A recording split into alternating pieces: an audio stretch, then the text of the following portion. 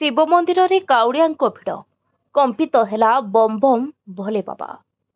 श्रावण मासरे शिव भक्तों काउड़िया बेश और पादरे दूरदूरांत जाई मानसिक मनासिबा और मानसिक पूरण पानी ढालिबा देखा मिलता है।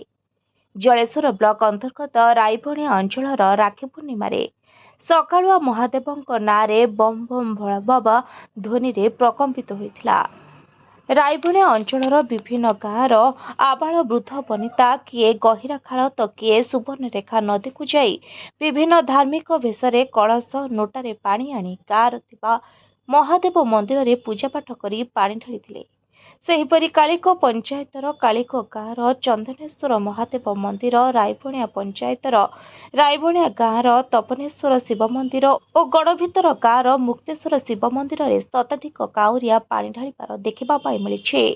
रायबणिया दुर्गर मुख्य फाटक निकट में स्वर्गत गजेन्द्र बेहेरा परिवार तरफ काउरिया मानक पई सेवा जोगाई देवा सह चूड़ा, चीनी और बुट प्रदान करा जायतिला। Bureau report, voice of Odisha live.